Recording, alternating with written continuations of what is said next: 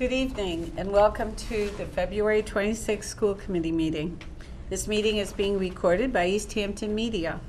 Easthampton Media, channels 191, 192, and 193, is looking for volunteers. If anyone is interested in helping to tape city government meetings, please contact Easthampton Media at 413-203-1360. Superintendent LeClaire. Good evening, everyone. Could we please start with standing up and having a moment of silence and the Pledge of Allegiance.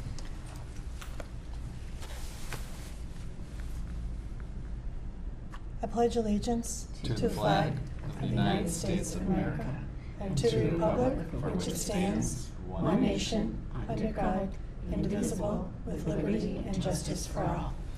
Thank you. The next regular school committee meetings will be March 12th and the 26th and April 9th and 23rd, 2019. The public hearing on the FY 2020 school budget will be held on March 26, 2019. I would like to congratulate the Easthampton High School students who participated in the We the People for winning the state championship in Boston recently. The students will be traveling to Washington, D.C. in April to compete in the national We the People competition to represent Massachusetts for the second year in a row. There's a GoFundMe link if you are interested in helping to support the team in their travels to Washington, D.C. They are attempting to raise approximately $30,000 for this trip. And I would also mention that they're doing a spaghetti supper on Friday night, March 1st, if anyone would like to attend. There are half days of school on Wednesday, Thursday, and Friday, March 13th, 14th, and 15th, due to teacher professional development and parent-teacher conference days. And there is no school April 15th through 19th due to Patriots' Day and spring break. But there is a half day of school on Friday, May 3rd, due to teacher professional development. There is also no school on Monday, May 27th, due to Memorial Day, and the last day of school is currently scheduled from Monday, June 17th, 2019. Dr. LeClaire, I have a question. The spaghetti supper, that's at the high school? That is at the high school, and I believe it's 5 to 7. Okay. And I was really told that it's an auction with pasta. So really, it's more the fundraising piece that's important to know about. So 5 to 7 this Friday. Yes. At the high school. Yes. Thank you. And finally, I would like to announce that the Easthampton Public Schools is currently searching for a new principal at Easthampton High School. There is a search committee forming, and if any school committee member is interested in serving on this committee, please contact me or Mrs. Kwasinski by March 8th, 2019. Meetings will be held in the afternoon and early evenings. Thank you. Excellent. All right, do we have correspondence? No correspondence.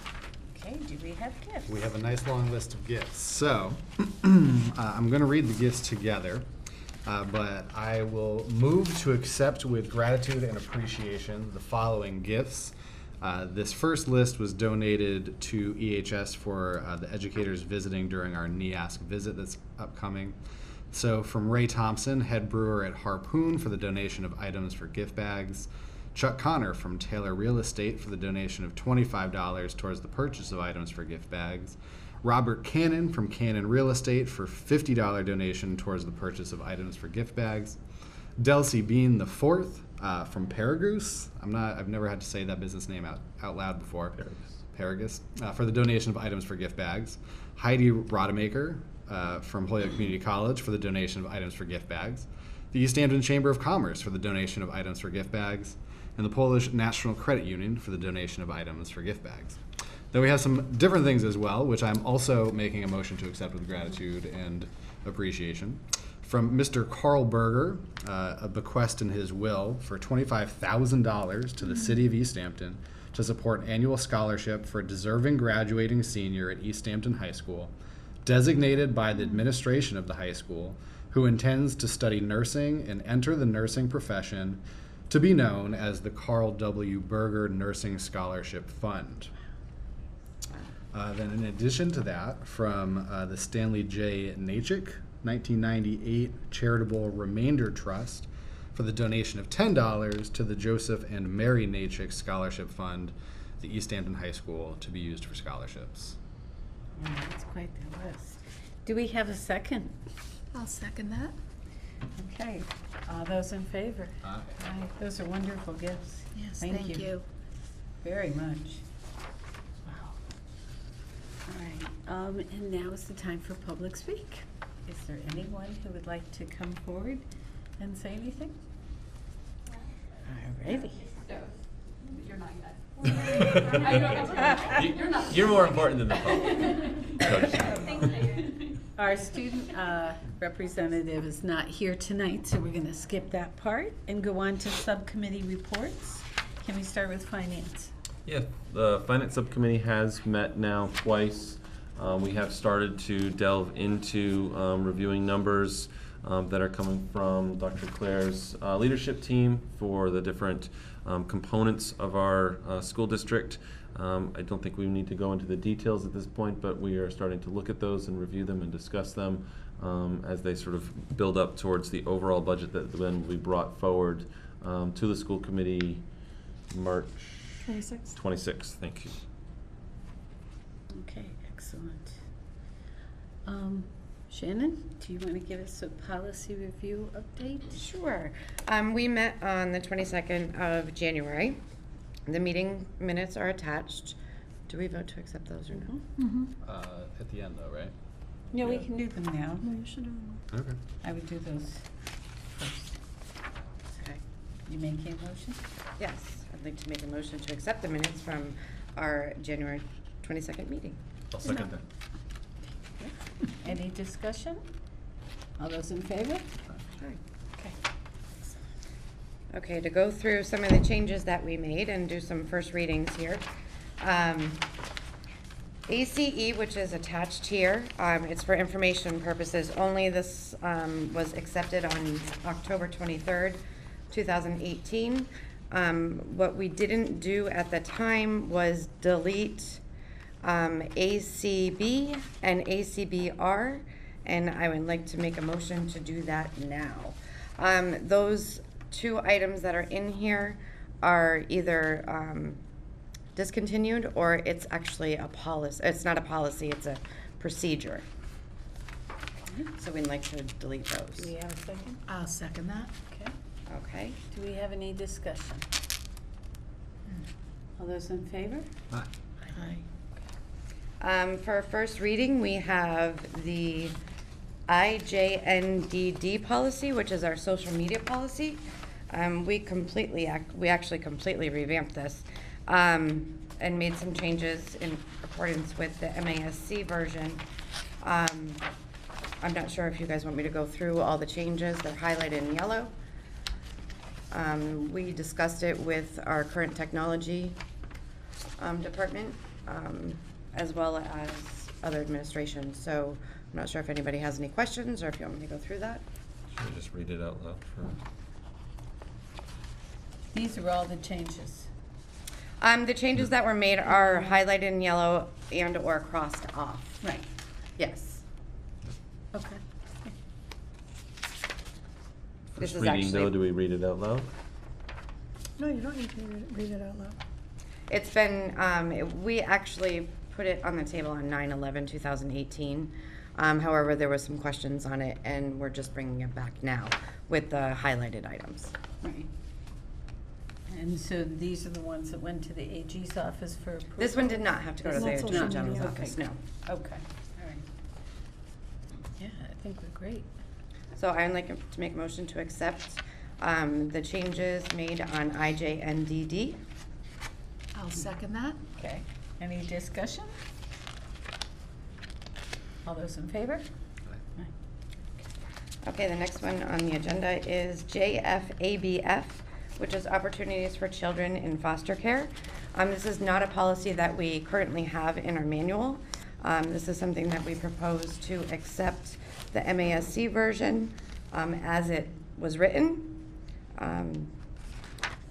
And basically, I mean, it kind of self-explanatory, but it was something that we needed to add to our policies as requested by MASC. Do we want to do a first reading? I mean, do we want to read it, or is everybody comfortable with has everybody had a chance to look at it? Yep. Yes. Okay. I was agreeing. Okay, we're good. Do we have a second? I'll second that. All right. Any discussion? All those in favor? Okay, so the next one is BB, which is school committee legal status. We are actually going to overwrite the current one that we have, and accept the MASC version as written. The one that we had was pretty obsolete. As many are. So I would like to make a motion to accept BB as written by MASC. I'll second that. Thank you. Any discussion? All those in favor? Okay, and the last one that we have on here is BDDH, that we would like to remove from the from our policy manual. We accepted on 7/17 the BEDH-E, which was written by MASC, and it actually it overwrites this one. So we just need to remove this one from our policy manual. Okay. Do we have a second? I'll second that. Any discussion? All those in favor? Aye. Very good. Excellent. And the next list is even bigger, so. That's coming, is that gonna come in March, or? We you have to don't know? reschedule, we were scheduled for tonight. Right. So we have to reschedule our meeting, so we have to get together. So and- chances are it'll be like April? Um, Is that what you're looking at? possibly. Okay. We'll have the second reading of these at our next meeting on the 12th, Okay. and then go from there. All right, second. Thank you, Shannon. All right. Do we have a collaborative update? We do.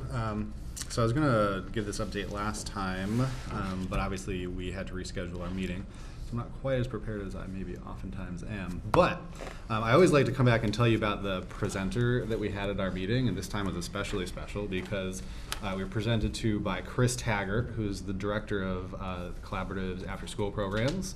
And he talked to us all about the excellent program going on at Maple School here in Easthampton, and how they were just, I believe, for the 4th time awarded their grant to fund this after-school program. And my understanding from his presentation is it's very competitive once you get past that first award of the grant. Basically, all of the projects that are given exemplary status, if I'm not mistaken,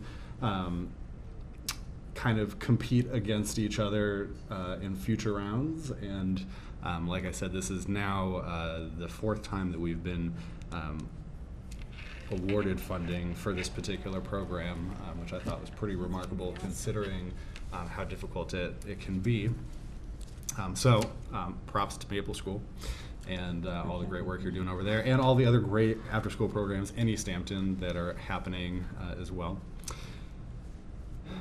One other thing that I want to point out, because I know that they're still looking for participants, especially in 5th through 8th grades, is the new Growing Gratitude and Generosity program, which actually starts tomorrow. Their first meeting is basically an orientation, and they're going to be giving out the books that will be used by all participants. But then there are 3 other meetings beyond that first one that even if tomorrow is not going to work for anybody interested out there, I think those last 3 meetings are the real crucial parts to it. So again, that's Growing Gratitude and Generosity is the name of the program. You can find information about that online if anybody's interested.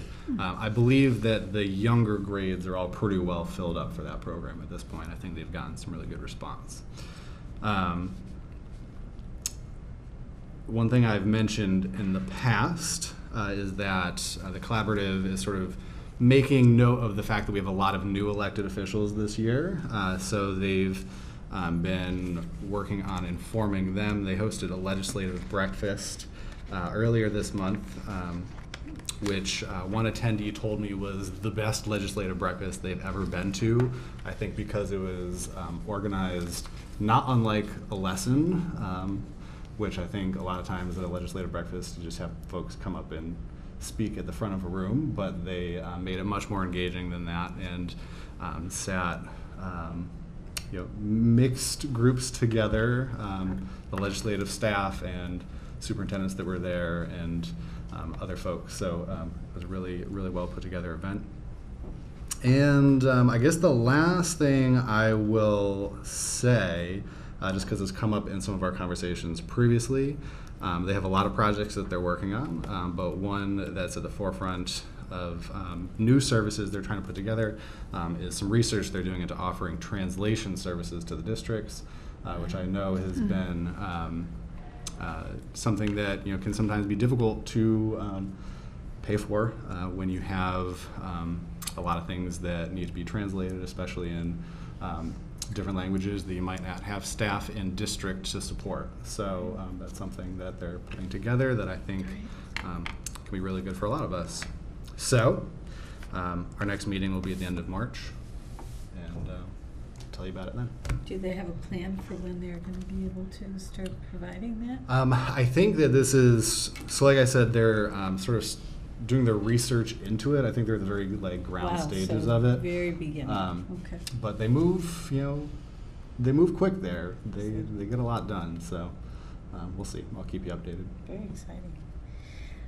So Marissa usually does our education policy update, and she's not here, so unless someone has something that they want to share, we're going to move on to wellness.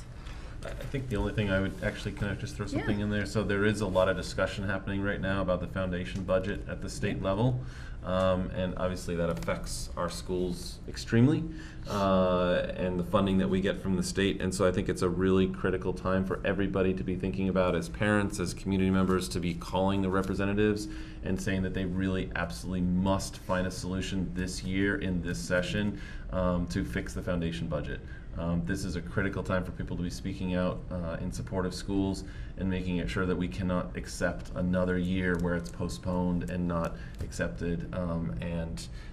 There's several different proposals that's out there right now. Some are more valid than others, as the Baker administration is putting forward their own perspective that I don't think necessarily definitely does not solve the Easthampton issue, and I don't think it solves the issues for charter schools funding and for just all the way around an overview of the foundation budget. So I think it's a critical time for us to be calling and making sure people know that this is a time to get involved and speak up. Nice reminder. Thank you. It's excellent. Wellness? We're going to be meeting later this week. Okay. I'll have an update. For next month. Yes. All right. Health and safety. Yeah, so we did have our Whitebrook Middle School testing, air quality testing walkthrough that was done a week or two ago. And the same state Department of Public Health representative came out and did that testing, did that walkthrough with a couple of us. Overall, for the current time of year, it met all the sort of expectations of where should be at right now. There was nothing that was exceptional in the testing. There was not concern of particulates or moisture or things like that that could be causing issues in that building. Obviously, it's definitely recognized that that school has a number of situations that are well past the lifespan of that. Of those things, such as the carpet in some of the rooms and things like that. We are well past the lifespan. And so even though there was no concerns that came out of his testing, there is already plans being put into place for this summer for more additional removal of additional carpeting happening, and other steps being taken to continue to make sure that that building is as healthy as it can be for the 2 last years that we remain in it. Without putting in significant investment, but still things that we can take out and remove and deal with, manage in a efficient way. We're going to do that, even though it's a short term to do that. And do you want to remind the community why we asked for that that extra? Yeah, so there was a Update. parent Check. request that had gone in last summer, and so there was testing done in the summertime. It was not during the time where there was students in the building, and it was also during the peak of a summer humidity issue, and so it's just because of that, it's going to bring out different things than necessarily what's happening during the school year when kids are walking around the building. We certainly recognize that there are issues with White Brook, and we're working on fixing those as best as we can and keeping it as healthy a building as we can, recognizing at the same time that we're there for 2 more years and then be looking at a new building. So we are taking out more carpet. There is plans going into place to implement how to do that this summer, and there's actually one other thing that we're doing right now in the building, is that some of the kids, there were installations of some of the different flooring that may be going into the new school building. So the students in White Brook right now can be, I think it's in the library. They can actually, they can go and test out potential different type of flooring that they that we may be considering for the new building. So that's another piece that's happening at White Brook right now. But it's certainly good news that we're where we should be, you know, with kids in the building, because that Yeah, no really concerns. that gives it a whole different perspective. Yeah, there was a number of factors that went into last summer's testing that was recognized across the state. The humidity was extra high with all the different rainstorms that were coming through at the time. It doesn't mean that we shouldn't still keep our building as health and safety as we can, but there was a lot of some extreme things happening last summer that raised those extra flags, but now that it's tested again with students in the building, it's across the board back within sort of acceptable standards. Right. With the recognition, though, that we still need to continue to take care of some of the things like our carpet that's well past its lifespan. So, Great. Will there be a report available to us and also the public? I think it's going to the Board of Health. Okay. It goes to Bree and the Board of Health, and then I think she'll share it out with us. Okay. Yeah. yeah. All right, does anybody have anything under other? All right, we will move on to the superintendent update. Okay, so thank you. So the first presentation we have tonight is our Reading Recovery Program, and I thought that you might appreciate hearing a little bit about this literacy program, and Jody is our literacy coach, if you have not met Jody, and she will introduce everyone to you. I don't believe that you've had a Reading Recovery update here for a while, so we just thought, in case you don't know exactly what Reading Recovery is, we would give you a little bit of background on that. So ladies, welcome. We appreciate having you here. Thank you very much. I'm going to start, and I want to say good evening, everybody, and thank you so much for having us. And in particular, I want to thank our Director of Curriculum, Julianne Levin, for inviting us, and for Dr. LeClaire for inviting us tonight. Because this is important work that we cherish and value, and I think we're really lucky in this district to have the Reading Recovery Program.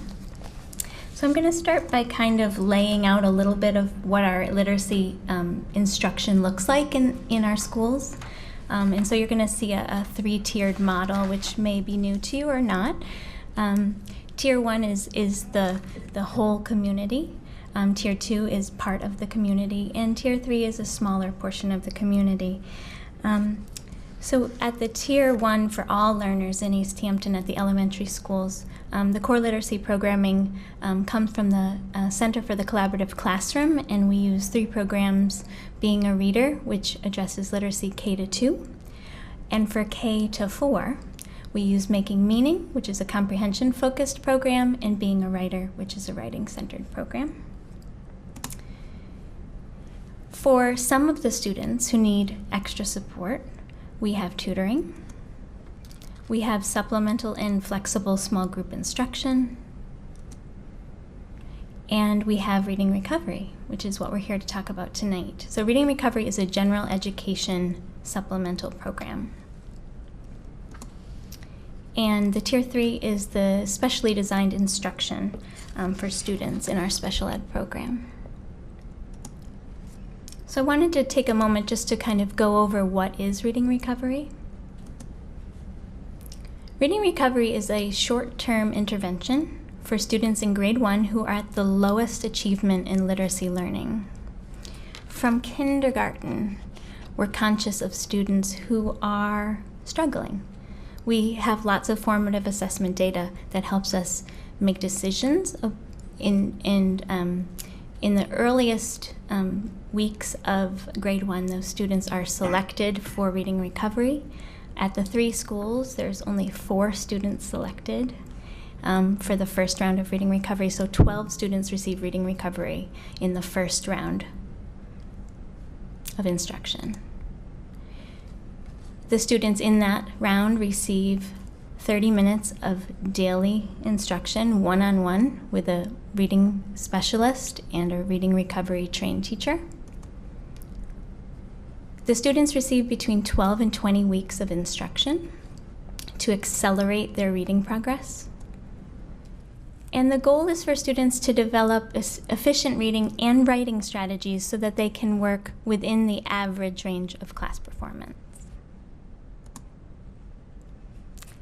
So I brought a little data, and this data is showing us the acceleration that we see when students enter reading recovery and when they discontinue from reading recovery, their text level acceleration. So the first bar represents where they enter, and the second bar represents where they're discontinued. You may see that there are some students who make a very small amount of growth, and I'm going to kind of circle with my little pointer, or a student who started out not reading at all. And in a lot of ways, reading recovery provides us with a really comprehensive picture of a student's literacy skills, and it's a very efficient way to quickly detect needs that are greater than we can provide with that supplemental instruction. So that's Maple School. This is Center School, and you'll see that this was last year's data, and we had quite a few challenging students who really were challenged by the reading process. In Pepin School. And I want to introduce the other members of our amazing literacy team. So I'm the literacy coordinator. Prior to that, I was a 4th grade teacher at Maple School for 11 years. And I want to start with introducing my mentor, Katie Berube, who is a Maple reading specialist. And Katie will be presenting a little bit in a few minutes. And Kelley Carnes, who's here, who is a reading specialist at Center Pepin. And Emily Gastel could not be with us tonight. She had a family illness, and Emily works at Center Pepin as well. So just because, you know, we work with Realia in the classroom, we brought some texts for you just to take a peek at. So Katie and Kelley will pass out some books so you can see. Thank you. Thank you for that, Chair. So what you'll see is something that they start with, and then 12 weeks later, they're up reading 2nd grade levels. So this is the start when this is. Yeah, it's very much. Kind of where they can start and where they will finish. So this gives you a real sense of that acceleration that I spoke of, in between 12 and 20 weeks. Students often enter really as non-readers. A text level A is a predictable text. You can, once you've got kind of the first couple of pages, typically you can read it. So many students really struggle with holding that pattern, holding that meaning, and then they quickly accelerate with really comprehensive instruction in literacy. So Marie Clay, the founder of Reading Recovery, 1966, and I want to say, Marie Clay is from New Zealand, and New Zealand in reading are like Germany and Birkenstocks. You know, it's like, it's the best of the best, right? The literacy theory that we use that informs programming, that informs, Fountas and Pinnell, many of the leaders in literacy, this is the foundation of all of those programs. And this is what Marie Clay says. I will channel her for a moment. Reading is a message-getting, problem-solving activity which increases in power and flexibility the more it is practiced. I think that's really speaks to what it is. And just so we all have an understanding about how complex of a process literacy is, reading in particular, the beginning reader has to learn to get the meaning from the text, to discover how their oral language relates to texts, to work out how syntactic awareness is relevant to reading tasks, to learn that existing phonological awareness, the sound structure of words, can be applied to reading, to find out how visual information provides cues and facilitates processing of letters, clusters, words, phrases, conventions, including tracking information, spacings, and punctuation, and to discover how many other things about books and the way they are presented help the reader. And reading is an interaction. It's an interaction between a person and a text. And all of that comes into play. So you can imagine the challenge of being a reading recovery teacher, as a student who has some struggles with accessing text, that all of this has to be integrated into the lessons. So that leads us to some lessons. So I want to show you a few very short video clips of some of the lessons. This is Emily Gastel, who's not present tonight, and she's working with a student, Zelda. And this is in the first 10 days of instruction, which is actually not instruction, but to a relationship building time and a data collecting time, making observational notes. And in this video, Zelda and Emily are roaming, kind of playing with text and print. And in this lesson, Emily is supporting Zelda to compose a story. So let me just cue this up. Start play. Oops. Okay. Hold on a second. Let me just really quickly. So pause for a moment. My apologies. No, that was my fault. Do you want to move? Do you want to do something else first? Can you put the microphone near the speaker? Oh, of I can the- plug this in Okay. first. This will be great. Let's just pause for a moment. It'll work beautifully. Julianne just happens to have a sound bar handy. I know, she just might have pulled that out of her purse. Welcome to my life. This is why I have a big purse. Thank you, Julian. Is there a mic? Can you find that piece for me? Absolutely. I'm sorry, I didn't prompt. I thought this thing was super tech savvy. It just kind of knew what to do. Okay, why is this not plugging in? Shoot out a laser of sound. Is that- Yeah. Hello, Julian. Okay, here, I found it. Sorry. I'll just stand here. I'm the stand. Okay. Is it working? Okay, let's try it. Let's try that again. Is it on? You know, I'm not sure that. Go back. I'm not sure this power strip is actually plugged in. Oh, it is. Is there a switch on the power strip? Yeah. I think I hear something. I heard something. Let me try it. Okay. Maybe I should have turned it up. No, I'm getting no sound on my on my computer. I may use the microphone. Okay. Okay, yeah. let's just try that. Okay. So let me just go back. Okay, so I'm going to put my microphone down and see if we can hear Emily and Zelda.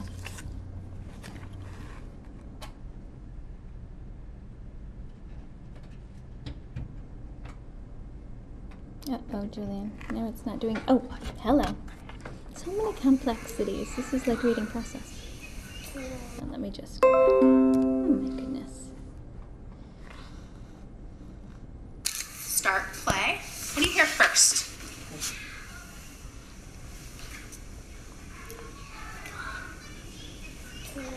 Yes, you know that sounds like clue. What do you hear next? I hear A. Do you hear that? Oh, A. I'm going to show you something, okay? So there's a Y on the end of play to make that look right. And then if we want to make it playing, we're going to add an ending. There you go, playing. What's going to be next? I love how you're hearing that first sound.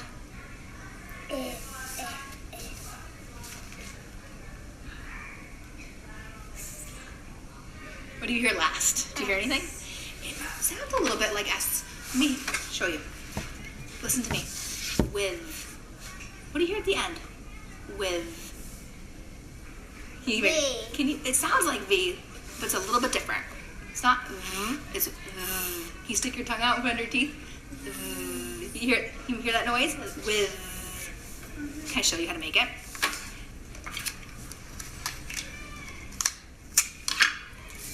It's gonna look like a T and an H. And I know that you know this word. Yeah, you were thinking about that. Nice job. So the starts like that, and you hear that sound. All right, so you're playing with. You know how to write the next part all by yourself. So roaming is the early lessons where it appears instructional, but really she's kind of getting to know what she knows. So next, Katie Berube is in this section of the video working with Mila. And Katie and Mila are working on some word work. So Katie, do you want to come up and kind of speak to, maybe preface this? Or Sure. So the components of the reading recovery lesson start with some familiar reading for about 5 to 7 minutes. And then we take a little notes on yesterday's new book, do a little teaching, and then we move to some word work. And we're often using these magnetic letters or a whiteboard. Particularly, we like this magnetic letters where the children can stand at the board and manipulate and sort letters and break words and think about their parts, their clusters, the sounds that they might make, but more importantly, they can look at the parts of words. So we use words that they pretty much know or are very familiar with, and it's the action of looking at their features and making those breaks, which we take 1 or 2 minutes, maybe 3 minutes, to work on words, and that quickly gives them the practice that will help them to do that action on continuous text. And it even reciprocally transfers to encoding those parts for writing. So it's a quick word study, word making and breaking, letter sorting, cluster breaking, part breaking action that we do for a few minutes in the middle of our lesson before we move into our writing conversation. So let's take a look and see what it is, and if you have any questions, feel free to ask. And if we're using any jargon that you're kind of unclear about, please feel free to ask.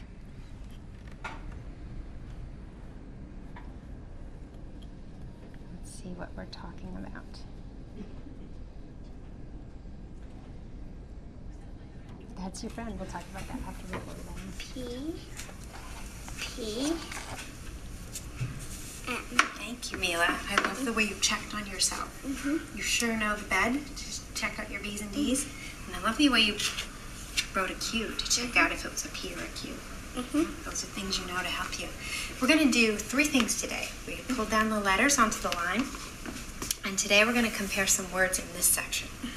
This is that word. Went. You pull your finger on it and check it. Went. Okay, went. Where would you break that word went?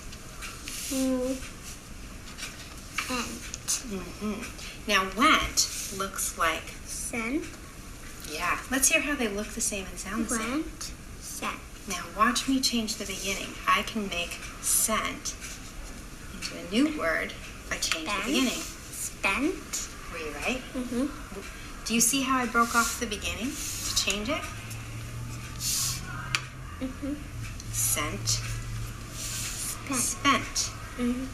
Change it back to sent. Let's hear how they both sound the same again. Went. Sent. Change it to spent. Here's your new word. Spent. With a 2-letter chunk. Break off that beginning again. Can you make a new word using a new letter at the beginning? So break off this beginning. Bent. Let's hear how those sound the same. And bent. Show me the part that looks the same at the end. Let's cover up the beginning. Can you use your hand to cover the beginning? There it is. The ent. Made with E-N-T. You are right. All right.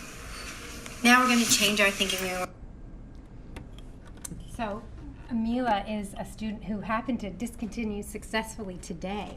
My colleague came over, and after 21 weeks, because she had the flu, Mila successfully discontinued, and she moved many levels. Yeah, she moved to near second grade levels, end of first grade levels now. And I was writing up what was happening while Kelley was testing out my kid, because we do this for each other, and it's great to reflect on all of the progress that they make and to think about recommendations for what will happen with Mila in her future. And the future looks bright. She's got some confusions and more to learn, but she's a successful, discontinued student. And it's been wonderful. So another part of breaking that we often do, even more times than this, Mila really needs to look at parts of words and study words. That's how she learns, is to just break words into parts, 2 or 3 parts. So that's most of what we do at that board, just to let you know. Thank you, Katie. Okay, and last, Kelley Carnes is working with Alyssa in this quick video, and they're reading continuous text. And you'll see I quoted Dr. Marie Clay, active constructive problem solving, self-monitoring, and self-correcting. You're going to see that in this video clip. Kelley, do you want to come up? Sure. I'll show the clip, and then you want to talk a little bit? Okay, let's get this going here. Whoops. What happened? Okay, that's okay. My lizard is waiting.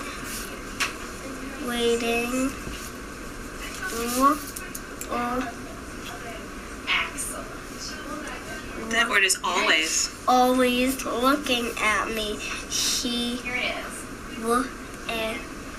He wants me to hold him. I pick up my lizard and hold him in my hand. He likes me to pet him. My lizard loves me and I love him too. You know what was really wonderful about that? I saw one specific spot that you did a lot of rereading to fix it. I want to ask you what really was familiar to you for you to get this, and I'll show you. On page 8, you said, he has a lot. And then you went back and said, he has a... What did you see that was familiar to you? IGH. What do we talk about the IGH? It says I. And then you pulled it all together and you reread the sentence, and it made sense to you, didn't it? So you did your jobs. You said you reread and you said to yourself, this makes sense, this looks right, and this sounds right, didn't it? And I saw you looking at the picture clue to help too. You're doing a lot of great strategies to help you read. Go ahead, Kelley. So that was during a running record. That's an actual story from the day prior. And a running record is essentially the GPS of driving instruction. And the running record's maximum speed limit is 90 to 100. So anything below that, they're off-road and we need to get them back on. The running record is a way of a formative assessment.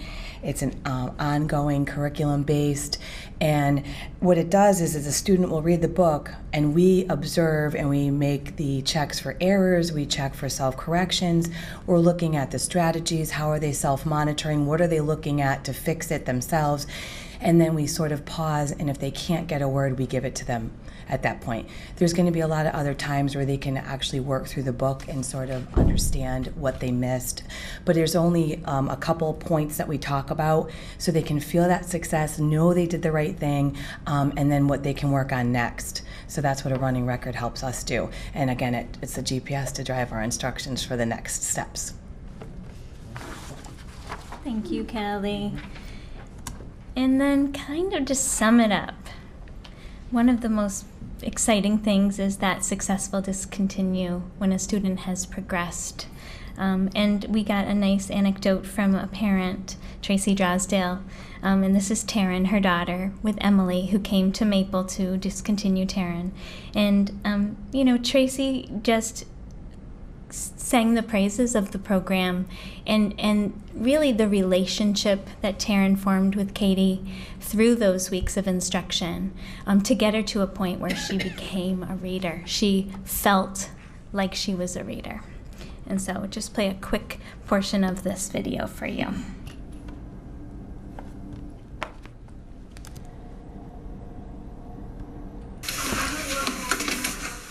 Cross-country race. Ooh, a new story for me. That's exciting. You read it? The cross-country race. The cross-country race.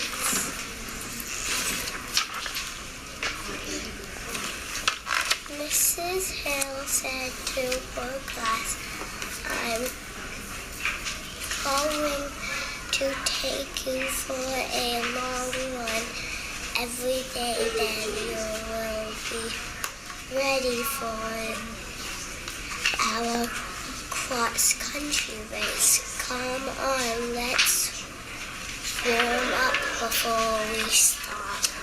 There they go, they're getting ready. Every day the children run over the grass, up the hill, behind the trees, by the fence, around the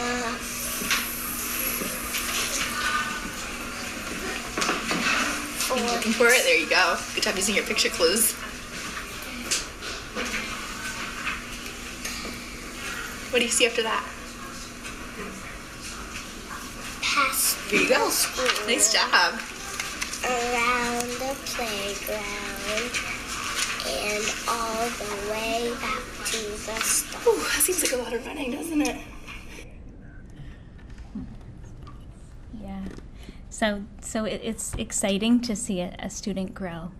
And Kelley wanted to make sure that through all of the videos, there's a theme in the kind of proximal prompting of reading process. So affirming what they are doing throughout the read and prompting them to use strategy, to take action, to not just stay in that moment. And so that's kind of this really comprehensive, a little glimpse of this comprehensive program. And I often refer to it less as a program than more of just a really sound reading theory. And Mari Clay coined it a program, but it's way more than a program. There's professional development that's ongoing. Every month, these teachers gather as a professional learning community in Northampton. They take turns teaching behind the glass and make observations. Yeah, they tote these little books around 24/7. So there's a lot of just really deep understanding of reading process that comes through this program. And so it is, as I said, it's a gift to have in Easthampton. And it is, it's exciting to see kids grow. And I feel confident in my role that students are getting what they need, that we're addressing their needs early, and that we can make decisions that are in their best interest and support them on their literacy path. So it's very much for me a reassurance and a bit of a safety net to make sure all of our students are reading and writing on grade level. So thank you so much for having us tonight. Thank you. We appreciate the opportunity. Yeah. Any questions? I just wanted to make a comment. The way the program has grown since even my daughter was younger, 13 years, and it's amazing what you guys have done with it. Thank you very much. You're welcome. And that's only half of our job. That's the first half of the day. It's true. The Title I team also takes small groups throughout the day, and it's all data informed. So part of my role is we're constantly looking at data, looking at where kids are at in reading and writing, talking to classroom teachers, forming flexible groups, and that this is all part of that process, making sure no child is left behind, for sure. It sounds cliche, but it's true, that we're that intentional in the decisions we make for kids. So. Thank you very much. I just have one question. Yes, I thank Lori. you so much for everything you do in our district. I wonder if you've encountered problems with ESL students at younger ages with literacy and how you face those challenges, because I know it can be extremely challenging when you don't speak their language. Absolutely. And absolutely, we have come across many students who are learning English while learning how to read. Do you want to speak to? Yeah, our in recent- many cities or towns and other countries, reading recovery happens in another language, in the home language. In Easthampton, I've had kids who come from a variety of backgrounds: Polish, many Asian languages, lots of Spanish, kids from Africa. They all come with varying control of language, and we just have conversation, and you start where they are.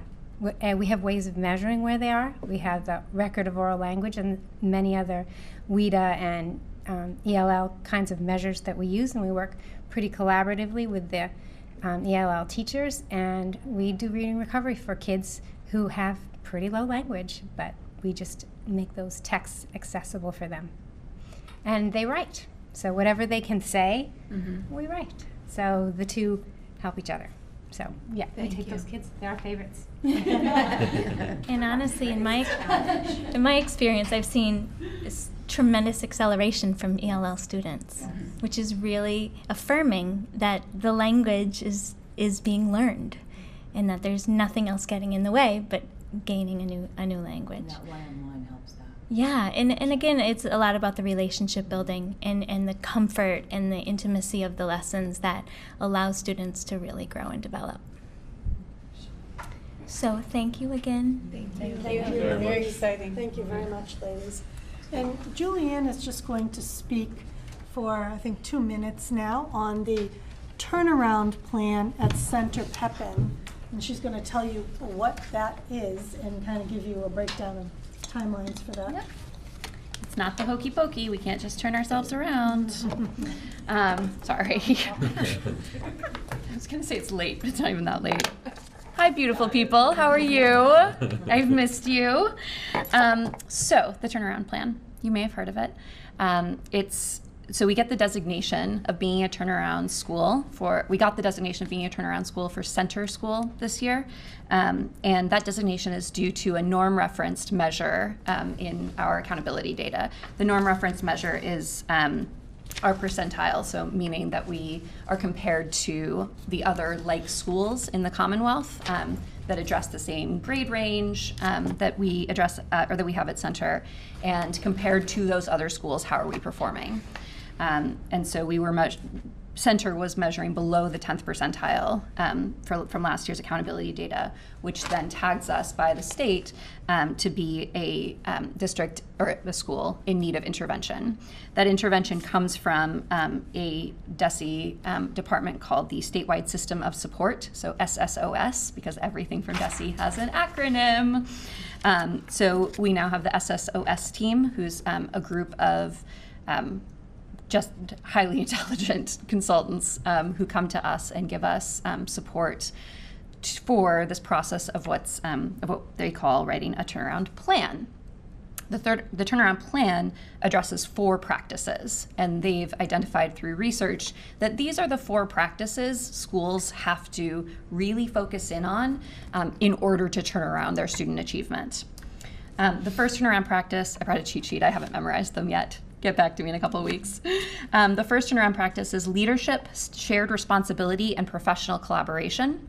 So things like teaming structures, teacher leadership opportunities, those sorts of things are involved in turnaround practice 1.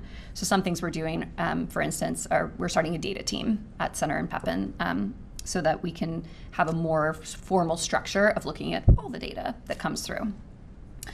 turnaround practice 2 is intentional practices for improving instruction. So if you think back to, I love that Jody used that triangle. It's my favorite.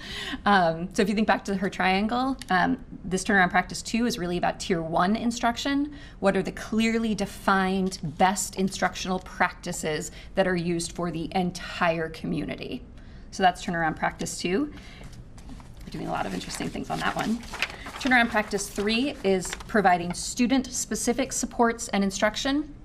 So that's moving up the triangle. Now we're talking about some tier 2 interventions, providing targeted interventions and supports to students and monitoring those interventions for effectiveness.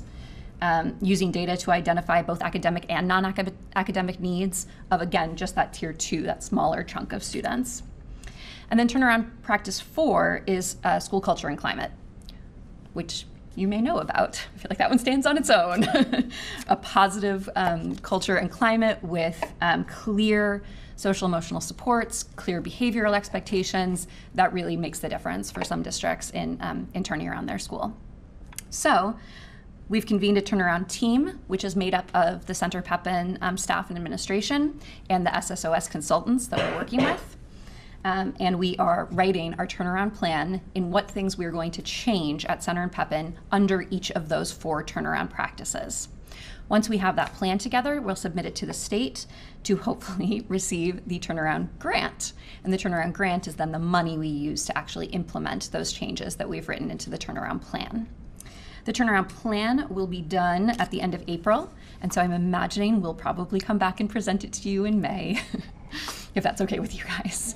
And at that point, Michelle Pete, who's the principal, and Andrea McCallum, who's the assistant principal, will also come probably with members of the turnaround team to present the plan. I'm managing the grant, that's my fun job, but they're really doing the work of writing that plan and putting together mining data for what are those like little things we just need to shift in order to really improve our student achievement. So that's the turnaround plan. That is the shortest presentation I've ever done for you, so please ask questions. Can I just point out that I think that one thing that you didn't say, but I think that it's the case, is that we made a conscious decision that Center yes, thank you. would be a turnaround. Yes. Schools kind of. So here's what happened. So last year we only had 1 4th grade at Pepin, and we had 2 4th grades at Center. In order to get that norm reference percentile data, you have to have at least 20 students who have shown growth, right? And the only way to show growth is in that 4th grade year, because in 3rd grade, that's the first time they're taking the test, we don't have any growth data. So because at Pepin, we didn't have enough students to get that growth data, we didn't get an accountability percentile for Pepin. So only Center got an accountability percentile, and it was below the 10th percentile, making us an intervention school. But really, it's one school, and we didn't even get the data for Pepin. So we made a pitch to SSOS that they should really be considering Center Pepin one school, and that the turnaround plan would be written for both schools together, not just Center, because that is not the way that we run the schools. So that worked out really well. Inclusive. It's not inclusive. It is not inclusive. And we are working across both Center and Pepin to do this work. And we have an awesome team. None of them are here, but we have an awesome team. These humans are amazing, though, by the way. Yeah, any other questions? And so then it's a 2-year sort of, so first year is sort of drafting plan, reviewing data. Year 2 is obviously implementation. Is there, how many years is sort of involved? Yeah, I mean, tracked? They expect it to be a 2-year process. And last year, SSOS pulled all of their targeted intervention schools out of intervention. So they expect you to turn around pretty quickly. It's a 1-year plan we're writing, although you do think, further ahead. It's really a 1-year plan. And a lot of that planning right now is, okay, well, how can we fold this into what we're doing towards our consolidation? So that's also on our minds with all of the decisions we're making, is what's this gonna look like when it's Maple Center and Pepin and Whitebrook. So there's a lot going into it. Yeah, it's fun. Can I say one more thing about reading recovery, though? There are 2 things that they didn't say that I just feel like I need to say. And they're probably things that they don't see quite as much as I do. I've had the absolute privilege of being able to watch some of the PD that they've gone to. They invite me. It's so lovely. And I've actually sat, I think, through now 2 behind the glass demonstrations. And I know that they're teaching them how to read, but they're also doing they are so specific and intentional around teaching about human interaction. There's so much social emotional skill building that's happening in those sessions. It gives me chills when I think about just the movements, and it's physical movements. It's all of these little pieces that come together, and the students are really learning how to interact with themselves, with the teacher, with the text. It's such a beautiful picture. So that's one thing I wanted to say. And then the second thing is the parent engagement piece. Like, it's not just the student, it's the family. And that's incredible. We have some of our best parent engagement in the district is happening with our Title I and our literacy program. It's really impressive. And so to see those parents engaged in that way, especially with students who are struggling, it's an incredible thing to see. So those are 2 more things I thought you should get a little bit of credit for. That's right, they get to bring their book back home to read with their families. Yeah. And the journal that goes back. Yeah. I have a little struggling reader he's in 1st grade, and he's in his Title I reading right now. And it's a magical experience for him to come home with his little book bag, and we have our little special place, and we read, and I get anxious, and all of that happens. But he's so happy, and that's what I witness with all of these students. They're so happy to be reading.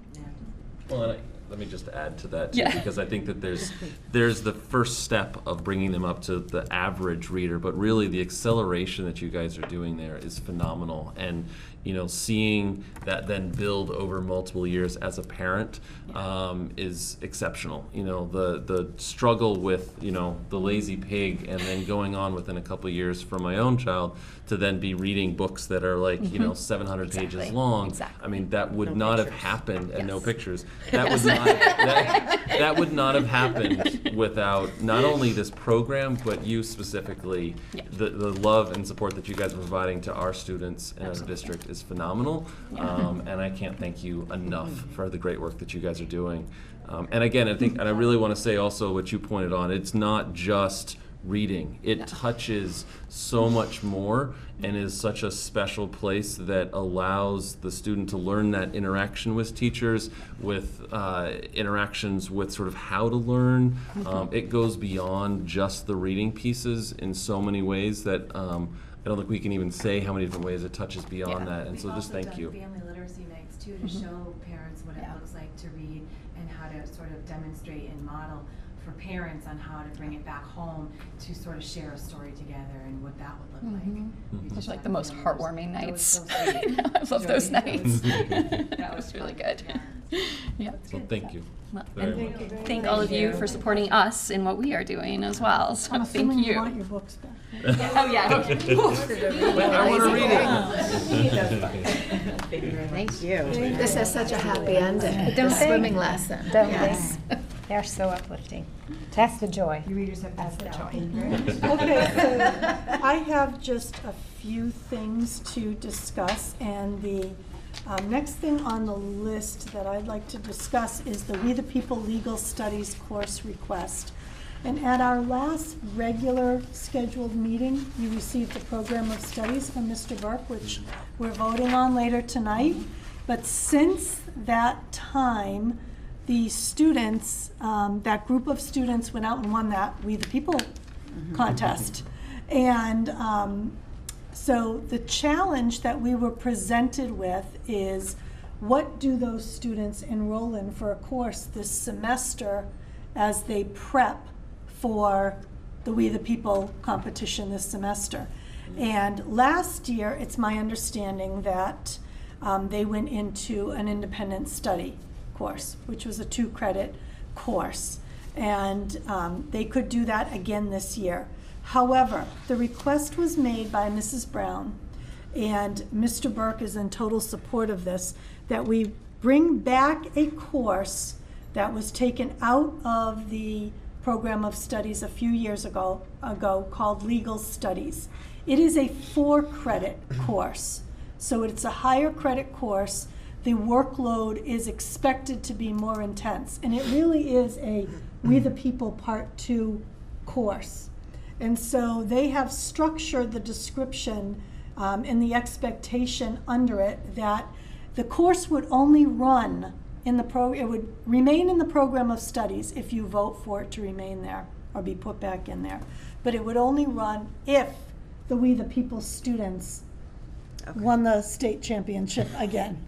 Because we need that, we need that high level, because the amount of work is intense that these students are doing. And this is in case you don't know, when they go to the national competition, it's a whole new set of questions that they don't even get access to until after the Massachusetts competition is decided. So they have to start from ground zero again. So it basically is the We the People course all over again. So this is the request that they've made, and they have added the legal studies course back into the program of studies. It's added back into the curriculum, the table of contents. And so I would just, if you would just indulge me, I'm just going to read the paragraph to you that's going to appear in the program of studies. This course offers an introduction to American constitutional law. In addition to examining questions of an interpretive method, this course examines ways in which the United States Constitution, A, distributes power among the various units of government in the American political system, and B, limits the exercise of those powers. The course considers two sets of structural limitations on government: the division between the nation and the states and the federal system, and the separation of powers among the three branches, legislative, executive, and judicial, of the national government. Students will participate in the We the People congressional hearings as part of the course. So that's what they are proposing. So I wanted to give you that background, and I want you to know that if you approve the program of studies tonight, we're feeling that it would be included in that program of studies. So that was just a change since the last time we met. And the final thing that I want to mention is just a reminder to the school committee and to the parents of our high school students that the NEASC visit is beginning this Sunday. The team will be on site all day Sunday, and I know the school committee and I will be there for the introductions and some of the general get-to-know-you information sessions. And parents are also invited, and I know invitations went out. If you have not responded to Mr. Burke yet and you are able to attend, please let him know. And the NEASC team will be on site from Sunday through Wednesday at the high school. So they have a whole schedule of things that they will be doing, primarily observing classes, interviewing teachers, doing presentations of the data that they're seeing, and writing their reports. So they come in and they're staying in a hotel locally, and so they'll be on site for 4 days. So. And the gathering on Sunday is what time? 12 to 3, I believe. I think it's 3 to 5. Oh yeah, There's wait a minute. I can send you the email. I mean, I'm basically there most of the day. I think it's a general Julie, one, and we're then there we're at there from 12 3 to 5, are we there? 12 to 5, Yeah. I don't know But I think school 3 to committee 5. is 3 to 5. 3 to 5, Yep. I'm sorry, Yeah. yes. I think you're right. Thank you, Jen. It is definitely Yeah. 3 to 5. And I will be there. Is there anybody else who's going to be able to be I'll be there? there. Yes. No, all. Yes. I think almost everybody's going to be there. Great. Thank you so much. That's all I have. But actually, yeah, if you could send us, like, if it starts at noon, I mean, as a parent, I mean, would I go over there? I don't know what Julian, do you have the schedule on Do I your have desk the- for NEASC? Yeah. Shannon is asking if it starts at noontime. Yes. Is there a need for them to be there at noontime as a parent? So, Oh, as a parent? Yeah, I'm one of those two. Oh, you're doing one of the parent committees? Yeah, you might be at 1. I can check with me after. There might be I'll- specific committees that. Yeah, it's different. It's not There's just- a it's not just schedule. a There's a Yeah. children's Okay, one gotcha. and a parent. That's what I was asking. Is it a general thing? No, it's No. separate. Structure. Yeah. Gotcha. Yeah. Okay. It's not a drop-in. Crash the party. She wants I to could. All right. Always. I'm If good. they send me home, I don't have far to go. That's true. okay. So that is all of them. Wow, excellent. Okay, now matters for action. Hit it, John. All right.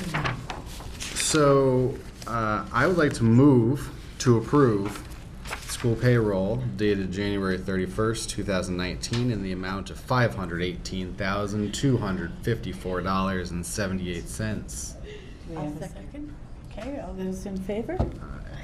I move to approve the accounts payable authorization for payment dated January 31st, 2019 in the amount of $287,229.48.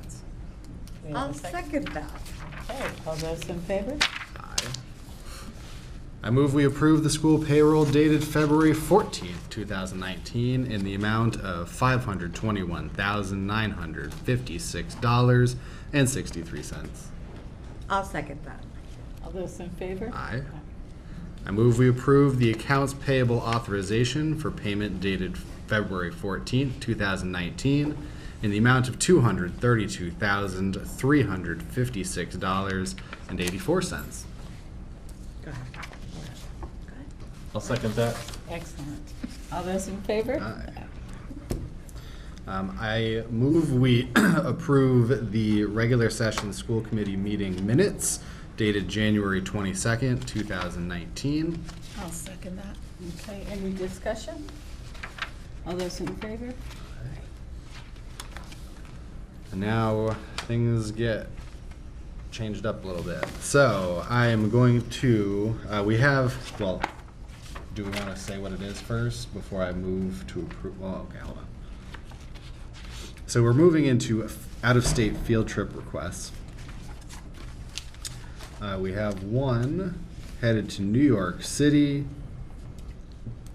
says see attached. They're all for the high school, too. They're all for the high school. We don't see the attached, though. Yeah, I don't know the attached purpose of the trip. I don't know that one. I'm assuming it's to see a show. So it's, It's not until April 10th, so I can, Can we wait we on can that move one? to the March. Yeah, because we don't know where that's. for. okay, so we'll table that until we get, Yeah, it doesn't say what it's for. Oh, see, It it's should say the purpose. Yeah. It says see attached, but it does not have the attachment. Yeah, the rest do have that. Or much of the destination just says New York City. Anywhere in New York City. Just dropping those kids off. okay, So so we we'll can come wait back on to that that one. one. Yep. Regarding the trip dated March 22nd to Yukon for the Stores for True Colors event, which the GSA is going to be taking a field trip to. Do we have a I second? move we approve that out-of-state field trip. a motion. Second that? Okay, any discussion? All those in favor? Now, we have another one. This one to the Hartford stage. This is to see a live performance of Detroit 1967 about the race riots. Interesting. I move we approve this out-of-state field trip dated March 8th or 7th. I'll second that. Any discussion? All those in favor? And then that moves us to the program of studies, which we seem to have some extra time allotted for. Is there something in particular we're going to be doing with it? You have to vote on it. You have to Right, vote to but besides approve that? it. Okay. Well, I just wasn't sure if, because it's got 5 minutes Well, down. we already went through this. We did. You did. Yeah. And really all we're looking at is whether or not if we accept that, we're gonna be accepting that new course. Yes. So that's it. Okay. I move I we. think the time is in case you have to discuss that. Sure. I move we approve the EHS program of studies with the addition of a legal studies course for the We the People students. Second that? Any discussion on that? I just want to make sure that that grade requirement that I noticed was removed because it's not reflected in this. remember for the language course, it said a 90, but he said it shouldn't have been written in that way, but it's not mentioned here at all. I just want to make sure it's still at 70. Does That's the anyone foreign remember I language brought that? department? Yes, it was for level 5, and there was something that was crossed out, and he was uncertain why that was the case. I will make sure that it's done. Thank you. Any more discussion? And who seconded it? Did anybody second it yet? No, because there's a Yeah, question. I did Oh, second yeah, it, you did. and then we Okay. have discussion. Right. Okay, I just want to make sure. All those in favor? Aye. Okay. Okay.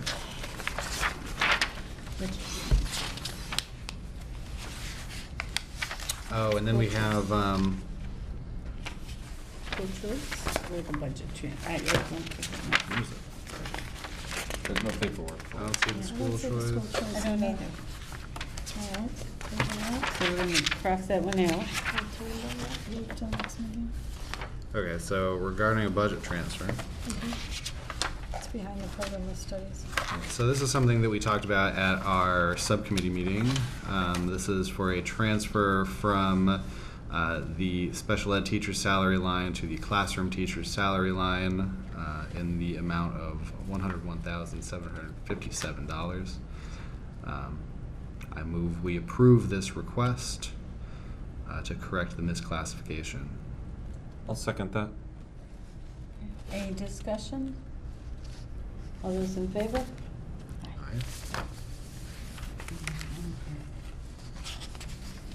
Okay, and then this one doesn't look quite the same. I'm gonna assume that's okay. And I can speak to this if you'd like me to. Sure, why don't you real quick?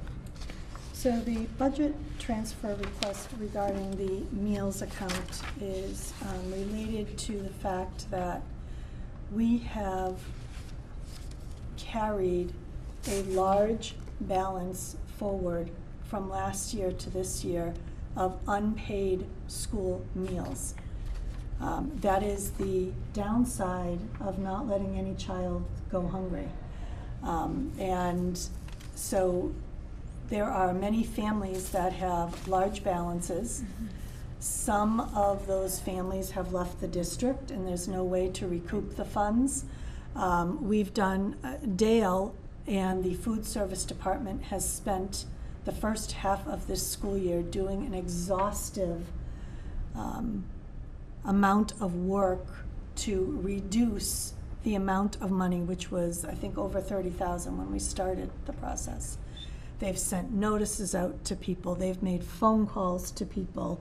They have done everything that they can. And we have reached a kind of a tipping point where we really need to, we're really required under the state law to close the account for meals at a certain time of the school year. And we just don't feel that we are going to recoup any more money unless, you know, we can take people to small claims court at this point, but tying Dale up further to do this and then developing a payment plan when you go to small claims court and trying to still recoup the money, we just feel that at this point we just need to close this and take the money out of our revolving account and just close the books on it. Can we ask a point of clarification on Yes. that though? So, I mean, obviously completely understand the desire to have students having lunch and having a meal, but there's also plenty of desserts and sodas and things like that. Is what? Sodas. Not sodas, but there's sorry, there's sugary drinks. There are for the kids. So I'm curious to know, in terms of students being able to get those things, is there any restrictions that's involved there? So or? we have added, so there was a learning curve to this work. And at the beginning of the school year, when Dale did some initial assessment and parents were saying, well, you know, my child is not taking more, they're just getting the lunch. And then when you look into it, you know, they're buying all these snacks as well. And so parents were unaware of that. So it's a little bit easier to control with the younger children.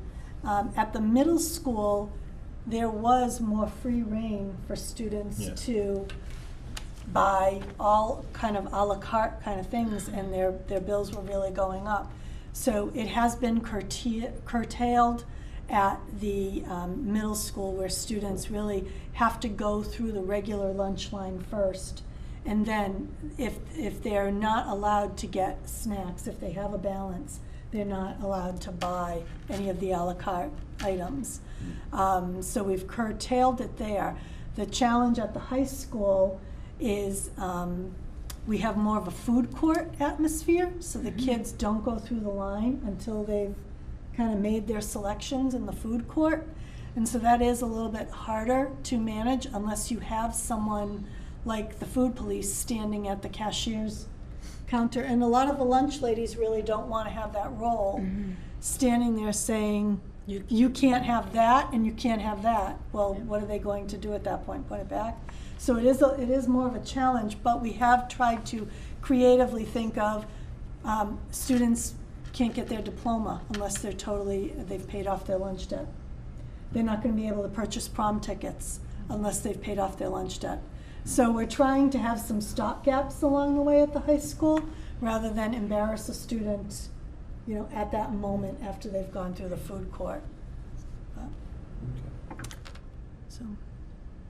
Is this an ongoing balance from 17-18? This is an ongoing balance from 17-18. Okay. Yeah. Wow. Mm-hmm. But at all school levels, right? At all school levels, yes. Yeah. And there are some families that are just really adamant that they're not going to pay. So it's a real struggle. I mean, we've tried to get everyone on free and reduced lunch that we can. But, we're a district that believes in the fact that we don't want to have a student go hungry. So we're owning some of that cost of doing that business. It's such a hard problem to deal with. I mean, every school district has the same issues. But at least we recognize the challenges and are moving forward to try and curtail some of them. That's huge. Yeah. I didn't realize that they could purchase things other than healthy lunches. Is this something we can bring up on the wellness? Well, I do want to clarify. They can't purchase things other. They only can purchase a la carte items which are approved under federal standards. Right. It's not candy bars or anything like that. Yeah. It might be granola bars, muffins. They all have to meet the healthy guidelines. But I'm saying on top of a healthy lunch. A healthy lunch. But for some students, that may be because they have sports or other activities after school. It may be because they don't have access to other food outside of the school day, easily. So there may be reasons for it. But I hear that your team is putting in place ways to try to curtail this and minimize this Dale going has forward. worked very diligently with the food service team. I would make a motion that we go ahead and accept this now, recognizing that people are working on trying to minimize this impact to our school district going forward. Second. Any other discussion? All those in favor? Okay. And that concludes our regular business. I'd like to make a motion for us to go into executive session to conduct bargaining with the Teachers Association, and we need a roll call vote. We will not be coming back to this session, so we will be adjourning at the end of our executive session. So do we have a roll call vote? Shannon Dunham. Maren Goldstein. Cynthia Kwasinski. Jonathan Schmidt, aye. Laurie Garcia. Aye. Okay, thank you very much.